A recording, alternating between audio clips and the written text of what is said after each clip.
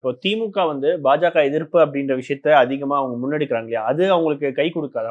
இல்லை, கையும் கொடுக்காது, ஒன்றும் கொடுக்காதுங்க. அதாவது என்னன்னா, இப்போ நான் வந்து திமுக, நான் பாஜகக்கு எதிர்ப்பு வச்சுக்கோங்களேன், நான் ஒரு வாக்காளர், ஓகேங்களா? பாஜக எதிர்ப்புன்னு சொல்லிட்டு எவ்வளோ விஷயத்தை நீங்கள் செய்வீங்க? தமிழகத்தில் இருக்கிற சட்டம் ஒழுங்கு பிரச்சனைக்கும் பாரதிய ஜனதா கட்சிக்கும் சம்பந்தம் இருக்கா? இங்கே போத கலாச்சாரம் ஜாஸ்தி ஆச்சுன்னா அதுக்கு மோடி எப்படி திட்டுறது? அப்போ என்ன சொல்கிறாங்க, குஜராத்லேருந்து வருது ட்ரக்ஸு உள்ள அப்படின்னு ஒரு குற்றச்சாட்டு சொல்கிறாங்க. அப்போ நீங்கள் எதுக்கு இருக்கிறீங்க? இதெல்லாம் கேள்விகள்.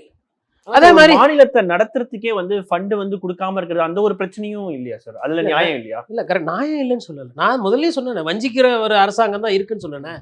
நான் என்ன சொன்னேன்னா, டாஸ்மாகில் கோடி கணக்கில் வருது இல்லை பணம், நிறைய பேரோட குடும்பம் கண்டமானாலும் பரவாயில்லன்னு சொல்லிட்டு நம்ம அந்த வருவாயை அரசாங்கமே நடத்துது.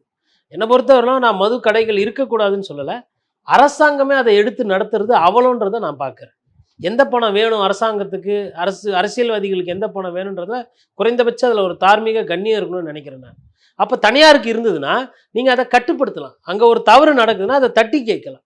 ஓரளவுக்கு இப்போ இந்த சாராயமே இப்போ டாஸ்மாகில் இருக்கிறது குவாலிட்டி ரொம்ப மோசமாக இருக்குது, தரம் வந்து தமிழகத்தில் இருக்கக்கூடிய மது தான் ரொம்ப மட்டமாக இருக்குன்ற ஒரு குற்றச்சாட்டு இருக்குது. இது அரசாங்க கையில் இருக்கிறதுனால அது உண்மையாக பொய்யானே தெரியல. தமிழ்நாடே கேள்விப்பட்டிராத அதிரடி விலை குறைப்பு சூப்பர் சரவணா ஸ்டோர்ஸ்.